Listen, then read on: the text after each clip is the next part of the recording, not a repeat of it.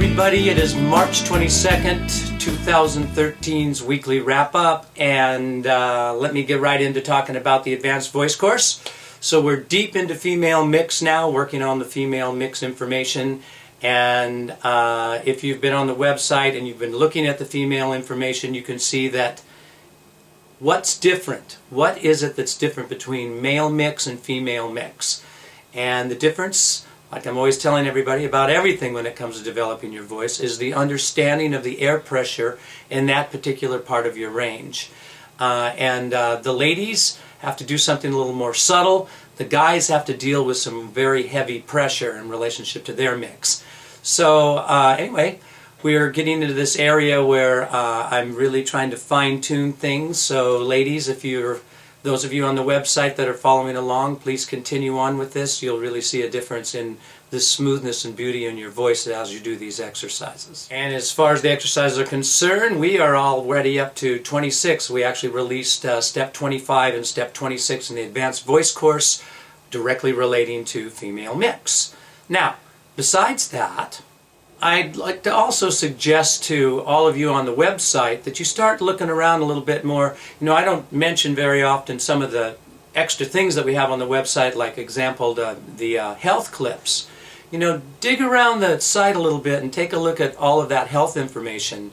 I put a lot of information and time into helping you out in that direction, and we're at this time of the year where the colds are starting to pop up and people are getting sick, so check out those. There's some general explanations, and there's some little tricks to take care of yourself in case you start to get in trouble. So again, if you're on the site, take advantage of that. Alright, and how about the musical tip of the week for everybody? Everybody on the site as well as the YouTubers. So I'm always talking about chest, mix, and head. And if you're on the site, you understand a lot about doing sirens and doing different ways to access your voice so you can actually feel where the different parts of your voice work. I'm always asking YouTubers, I'm always asking people on the site to do things like and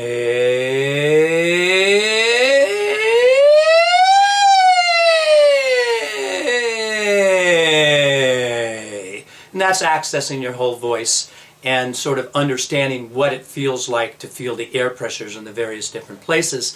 And that can be pushed over to actually vocalizing against various different exercises and sounds and consonant-vowel combinations and different sounds of the chords and scales that I have everybody practice to.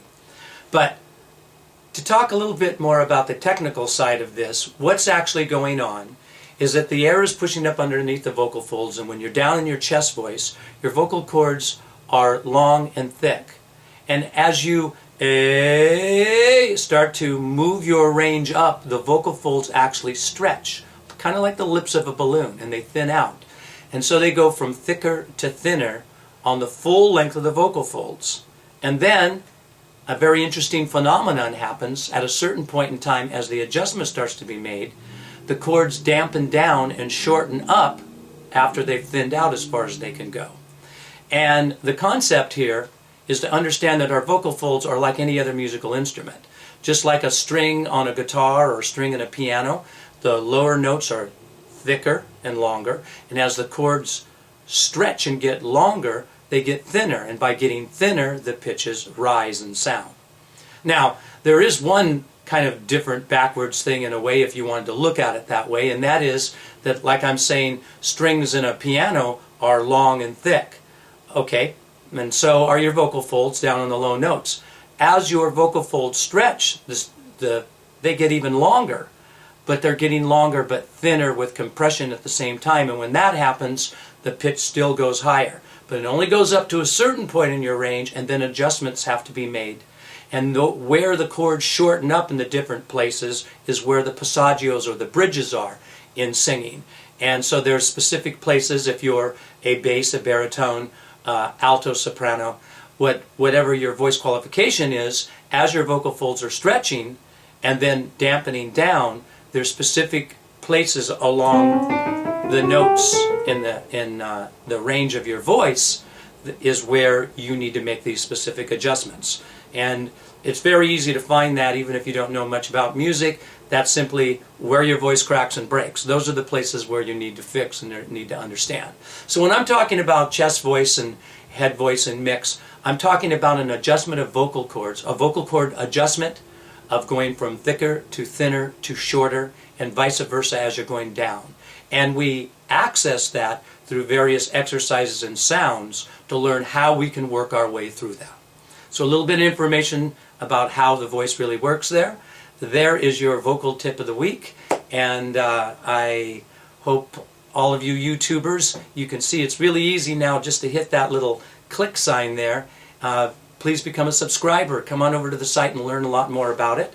Also, if you're a YouTuber or anybody, hey, like us on the video here if you like what you're hearing, and make a comment. We're looking for all of these things like everybody else who's building their sites here on the website.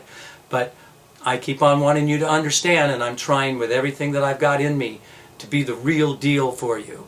It's not just about advertising. It's about really teaching people how to sing. I want to have a site that teaches people how to sing, really sing, right here on the internet, where you can get that information that you really can't find anywhere else. So come on over, totallyvocals.com. And that wraps it up for another week. See you guys next week.